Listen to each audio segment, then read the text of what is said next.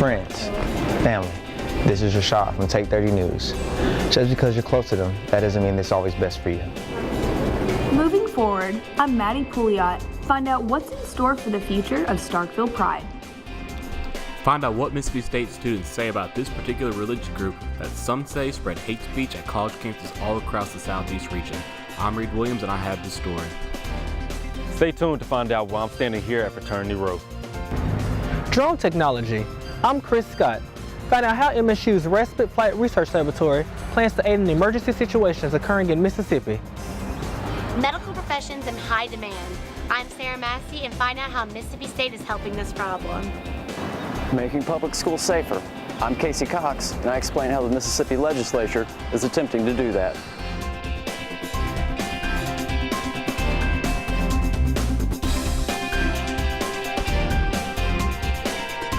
Safer schools. A new law means big changes could be coming to schools across the state, but school administrators have one big question. How will they pay for it? Take 30's Casey Cox joins us live in the studio. Casey, what is this law supposed to do?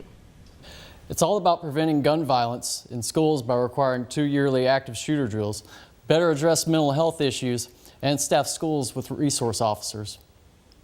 2019 was signed by Governor Bryant last week. The bill outlines requirements of school employees and details how some funding will be appropriated.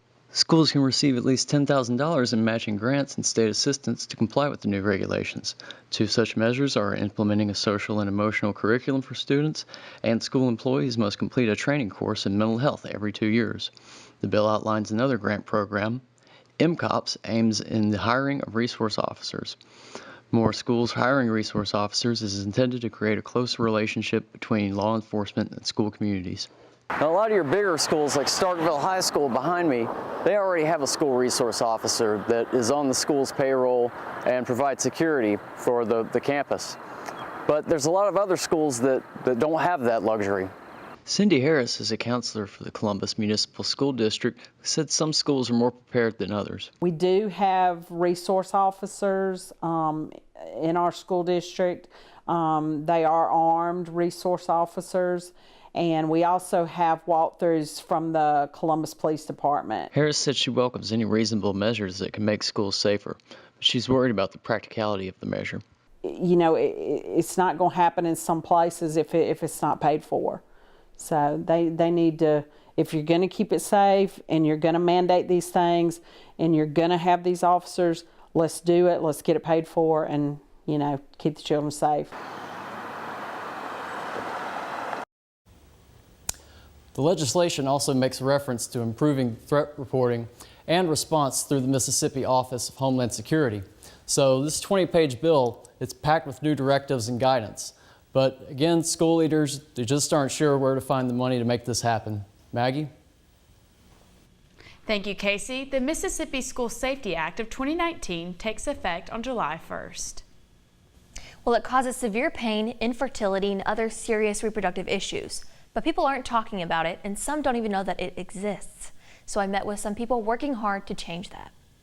Hannah Irwin wanted to do something to help combat the stigma that revolves around endometriosis. So she decided to do this event during Endometriosis Awareness Month to help others like her. I really hope that what they're going to get out of this is a deeper understanding of what endometriosis is if they don't know what it is, but also for women who have endometriosis to know that they really aren't alone. Growing up, I was always told that I was overdramatic or I was too young to be in pain when really it was a very real issue. Endometriosis is something that affects a lot of women, and the healthcare stigma that's surrounding endometriosis and all of women's health problems are very prevalent, even in today's society. So basically in this event, you can take one of these little guys here and fill it out for someone who has endometriosis as kind of like a way to spread the awareness. It's about endometriosis, which I didn't know about before, but in fact it's pretty common among women. I actually don't hear about it a lot, so it was nice to hear about it today, and I think that it should be talked about more. What I learned most about this event that impacted me the most was that the girl whose setting up the table actually has endometriosis, and this is just for her personal mission. And I thought that was pretty impactful because it's just she's taking time out of her day to do this, and her friends are here with her. So that was pretty cool. I want women with endometriosis to know that it's okay to not be okay. For more information on endometriosis, visit our Take 30 News Facebook page. And speaking about health concerns, it's no secret that the demand for healthcare professionals is growing, and many are worried about a provider shortage. Well, and the problem is even worse in rural areas like parts of Mississippi. Take 30's Sarah Massey shows us how Mississippi State is trying to guide students into that field. Mississippi State's Health Professions Resource Center inspires students to go into the medical field. Brandon Norton, a senior pre-med student, was one of the students impacted by this resource. I kind of knew I wanted to go to medical school, but it wasn't up there on the list. It wasn't the very top because I didn't feel that I was intelligent enough, I guess. And then I started pre-nursing, and then about into my sophomore year, I was like, no, I think I can do it, because a lot of teachers have encouraged me, and Dr. Reese has encouraged me to go for it. If that's what I wanted to do, to go for it. And they even helped me make sure I had the right classes and everything that I needed. And looking back, I mean, if it wasn't for this office, I would not be where I'm at. The center provides information about different fields to go into, classes to take, and admissions information. Dr. Mary Reese, director of the center, recognizes this need and strives to help students like Brandon achieve their goals. There is a growing need for healthcare professionals, not only worldwide, but especially in the state. Mississippi is experiencing a deficit in healthcare providers, especially in rural places. So this office has come out of a need for students to have a place to go and talk about the healthcare fields and what it's like, what it takes to be a competitive applicant. The Health Professions Resource Center is located in 116 Harnett Hall. I'm Sarah Massey, and this is Take 30 News. For more information about the Health Professions Resource Center, visit prehealth.msstate.edu. They yell and might even tell you you're going to hell. After the break, we show you who the campus street preachers are, where they're from, and why they came back to MSU.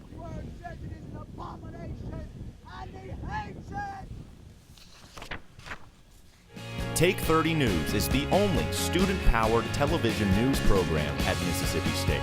We've got the latest weather report. We go far and wide to tell you the stories you need to hear from your campus. From parking spots are becoming more and more scarce. To sports. Also, the opening of the new Polk DeMint Stadium. To how to stay healthy. It is supposed to lessen your symptoms. Take 30 News is the news you need, wrapped in maroon and white.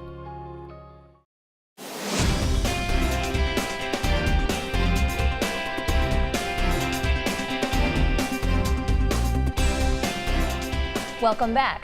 Some were there to support it, while others there to protest it this weekend. Starkville Pride goers probably couldn't help but notice the street preachers who made their voices heard speaking out against the LGBTQ community. But what I've not noticed is that the same group was on MSU's campus last week spreading their message. Take 30's Reed Williams was there and shows us who these people are and why some students want them gone. As you can see, it is a peaceful and pretty day here in the drill field. Behind me there are students over here playing Frisbee, there are students studying, there are students sunbathing, all sorts of stuff like that. The last Friday, this was not necessarily the case. Last Friday there was a group called the Consuming Fire Fellowship Group. It is a church from Gloucester, Mississippi, and they came down here on the drill field to evangelize their message. They're known to go around events and campuses all over the Southeast, but a lot of people say that because of their signs with all these words that said stuff like sodomy is sin, that they are actually spreading hate speech instead of real preaching.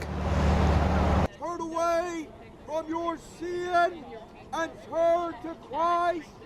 You cannot be repentant. I know they've been here over like 4 times. So I've been here 4 semesters. They've definitely been here every single semester. Do you think the school should step in? Or do you Yes, think they don't need to be here. Like, there were literally children like having like a field day today, like just like enjoying like Mississippi State's campus, like the beauty of that comes from our university, like The church and the students engage each other, sometimes leading to arguments, and one student in particular said at times the church group would get aggressive. I've been a Christian my whole life, and I believe in evangelism, and I believe that in their hearts they're just trying to reach people. But all I tried to point out to this gentleman was that I don't think that his method of reach is the correct method of reach. In which point he then turned his aggression and arrogance on me and broke me down. One of the pastors said that the purpose for the signs are to reach those who cannot hear them preach, and the reason for them yelling is founded in the Bible. Well, when you look in the Bible and see the way that Jesus and the apostles evangelized, when you study the teaching on evangelism, the word preach comes from a Greek word that means a public crier. Students all around campus were heard discussing the group and the attention they brought. It's drawn a huge crowd, and I don't think it's drawn a crowd of people that are interested in what this church has to say. I don't think it's drawn a crowd of people that think what these people are saying is right. I think it's drawn a crowd solely because they're interested in this obnoxious show that's going on. It's entertaining. That's the only reason I stopped. Despite students saying that groups like these are considered hate groups and they don't want them on their campus, as long as these groups, when they protest, are not blocking walkways, they're not obstructing traffic, it is completely legal for them to protest, because college campuses are considered a public forum, so they are allowed to hand out tracts and all that stuff, and it's all completely protected by the First Amendment. From Take 30 News, I'm Reed Williams. One of the pastors at the church said that in all the locations they frequently visit, Mississippi State is one of the kindest campuses.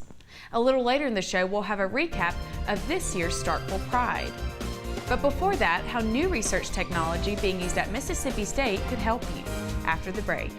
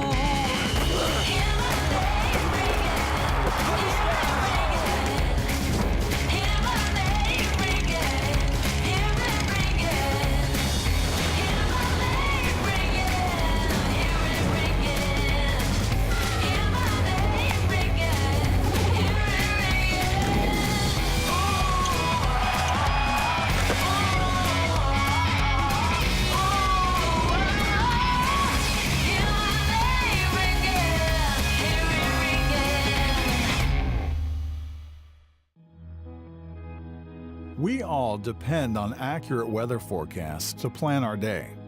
That's why Mississippi State University is teaching students to forecast the future using real-world news sets as classrooms, putting scientific discoveries in meteorology to the test, while honing on-air reporting skills real-time with local TV stations. And we do it so well that at any given moment across the country, 1 in 3 weather forecasts are being delivered by MSU-trained meteorologists who are helping people make crucial decisions that impact their safety, working to ensure business continuity, and in many cases, saving lives. Predicting the future? That's what we're preparing for every single day so that you can prepare for your day. It's time to take flight. Take 30's Chris Scott tells us how MSU's Raspet Flight Research Laboratory plans to help save time and lives. Mississippi State University has a new fleet of research material. Probably the most exciting new wave of technology that's come along in several decades. Raspet and Flight Research Lab Director Dallas Brooks says that the Tiger Shark, an unmanned aircraft system, will help aid in disaster relief situations. There are some kinds of aviation applications that are just inherently dangerous or that aren't well suited for human beings to be sitting in a cockpit and doing. Brooks says these drones will collect real-time data, lessen dependence on satellites, and go places that are sometimes too dangerous for humans. There's no need to put human lives at risk when an unmanned aircraft can do that job safer, often cheaper, and just as reliably as a human pilot. The drones are controlled from a ground control station, which houses communication and computer-controlled equipment where the planes are flown from. Along with research and aiding in disastrous situations, these unmanned aircraft systems have been influential in agricultural development. Rob Van Namen, a crop duster pilot, says that drones aid farmers by checking water levels, pest damage, and the overall health of crops. He says they also save time. It's pretty neat and pretty interesting how far we've come in just a couple of years using this technology. But those who create and test the drones say it's more than just conducting research. It's about keeping Mississippi safe. For Take 30 News, I'm Chris Scott. The Tiger Shark drone was acquired through a research project totaling $6 million. Brooks says the drones will help conduct further research into how useful unmanned aircraft systems are. Mississippi State is home to 34 fraternity and sorority chapters that are all nationally recognized organizations. Out of those 34, 20 of them have housing designated on campus, but none of those houses belong to a certain group of Greeks. Take 30's Avery Devon looked into why that is. Here in Mississippi State, different sororities and fraternities have dedicated housing, except for this group right here, the National Panhellenic Council. Fun fact, we used to all have houses. Those houses were actually where Barnes & Noble stands at. Kappa Alpha Psi's house actually was where Barnes & Noble sit. But due to lack of funding and things like that and not having enough numbers to house those members, they cut our funding and took away those houses and built Barnes & Nobles. With that being said, that's where the money issue comes in at. They say it's because of numbers, and I understand that, but they help out with them, and the school is not willing to help us out in getting those houses because it does take a lot of money to get those houses. MPHC used to only have about 77 Greeks on the yard. Now that number has climbed close to 300. This means numbers are going up and money is coming in. Housing comes down to how many members you have and how much money you're willing to pay to help house those. Word on the street is there is a house being built for us. There's going to be a Greek center, sort of like the Union. It's going to be an actual building just for Greeks. I went to his office, emailed, and called. Hey, it's John Michael Van Horn. Please leave a message and I'll get back to you as soon as possible. But did not hear back from him. For Take 30 News, I'm Avery Devon. Jarius Carter, the NPHC Publicity Chair, is also a student reporter for Take 30 this semester. To find out more information about the Greek organizations on campus, you can go to www.union.mstate.edu. And don't go anywhere because Take 30 Sports is next. What drives you? What pushes you forward?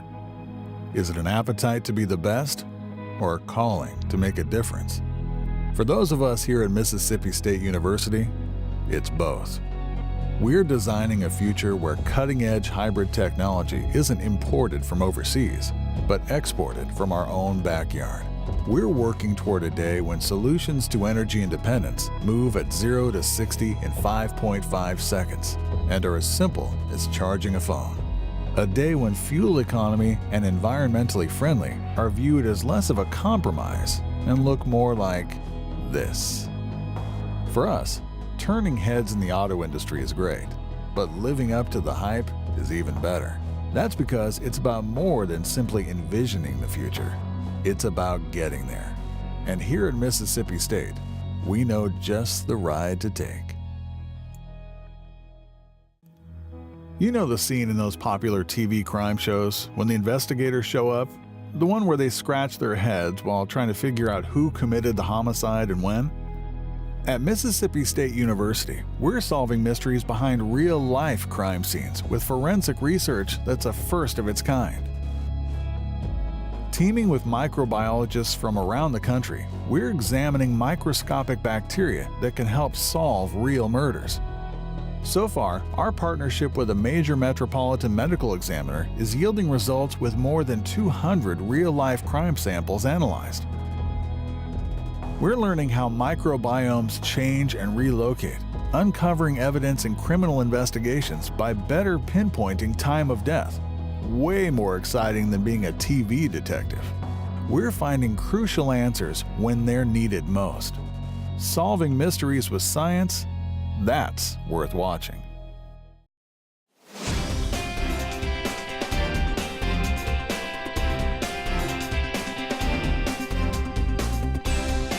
Bulldogs have a new face at the helm of the defensive line, Coach Deke Adams.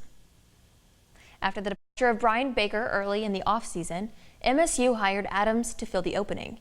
Adams is a Mississippi native, having played in Madison and later collegiately at Southern Miss. Adams has had prior coaching stops at the University of North Carolina, South Carolina, and Eastern Carolina. Adams aims to continue the level of play and even improve the results on the field that fans have seen.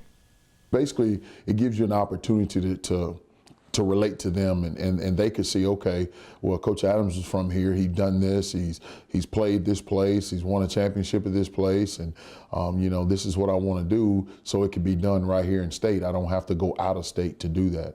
And then definitely here at Mississippi State, having all the resources that we have, it's anything that kids want to do, they can actually get it done here. Coach Adams will continue coaching the Bulldogs as they prepare for the annual Maroon versus White spring game on April 13th at 1 p.m.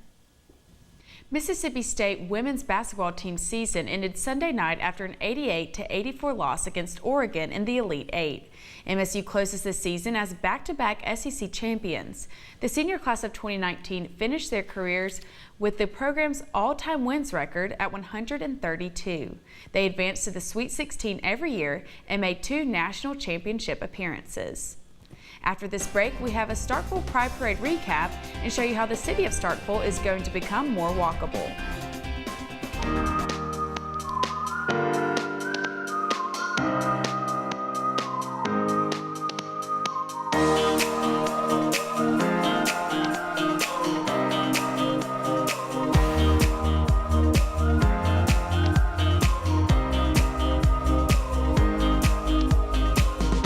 Cash Matlock from the Wednesday crew in the fall of 2018. Learning, growing, becoming.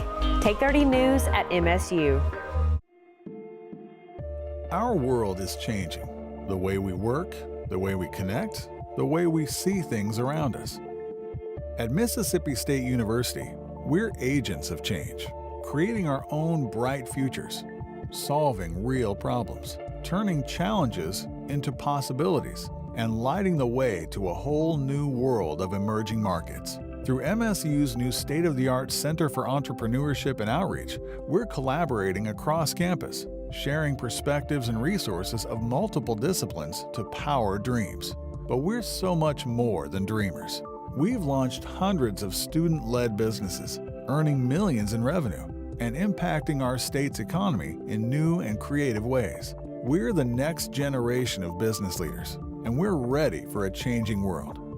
How do we know we're ready? Because we're the ones changing it.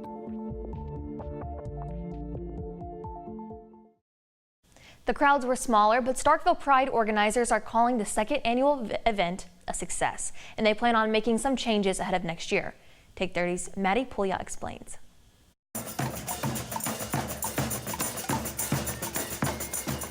Pride rang true in Starkville this past weekend with the holding of the second annual Pride Parade. Last year, Starkville made national headlines when they were originally denied a parade permit. This year, the legacy of those who fought for the event lives on. The event started with an art market in the morning and led into a parade that afternoon. Over 2,000 people were in attendance this year, a little over half of the 4,500 people who attended last year's parade. So it is basically a space that LGBT people can get together and recognize that they have a community of people that they didn't really recognize, and especially in a place like Starkville, that's one, it's a small city, and two, it's in Mississippi, not really recognizing that there are people like you around you. So in places like this specifically, Pride is allowing people to see that they are not alone and that they do have people that they can talk to about an issue that not a lot of people actually do understand. While the crowd may not have been as big as last year's crowd, the parade still brought in people from all ages and walks of life, filling this park and the streets right behind me with lots of rainbow attire, equality, and a ton of love to go around. We are establishing 501c3 status for Pride because we are looking to make it a nonprofit that focuses on students and what they can provide to Starkville as the greater community, as well as to MSU. Moving forward and working with that, but we should be able to remain an annual event. The committee says annual Pride events like this are extremely important for our community and that they provide a sense of belonging to those who don't feel like they belong anywhere else. Starkville Pride, they say, will persist. To find out more about Pride organizing and how to get involved next year, visit the Take 30 Facebook page. LeBron James, Stephen Curry, Rihanna, The Game, and other celebrities mourn the loss of their friend and associate, the rapper Nipsey Hussle. Police believe Hussle was shot by an acquaintance, and as statistics show, many murder victims are killed by someone they knew. Take 30's Rashad Crosby looks into why. This past Sunday, Grammy Award-winning rapper Nipsey Hussle was killed. Got to roll the dice, that's why all my life I've been grinding all my life, all my life, been grinding all my life. The alleged murderer, Eric Holder, who is from Crenshaw and Los Angeles, knew Hussle, had a verbal dispute before the shooting. Surprisingly, sometimes the people you know are the ones who harm you, not strangers. I'm here at the Sheriff's Office in Octavia County, and I talked to Captain Britt Watson and asked why are homicides committed by somebody you know rather than a stranger? Well, I think the old maxim that those who are closest to you can hurt you the most. When family on family, friends on friends, we see that there's an involvement of things like alcohol. There may be an involvement of drugs. There may be situations where the family disputes or whatever have spilled over. Accomplishment, accessories, shoes, even money. You never know what makes people so envious of you that they'll try to hurt you. In 2017, according to the FBI, 28% of homicides is people that you know. 12.3% is family members, 9.7% is strangers, and 50% is unknown. I also talked to Dr. David May of Mississippi State Sociology Department to get his take as well. The typical murder starts as an argument, and then it escalates, and usually there is drugs or alcohol involved by one or both parts. And it escalates from an argument into a physical fight. That's all the time we have for tonight. Thanks for tuning in.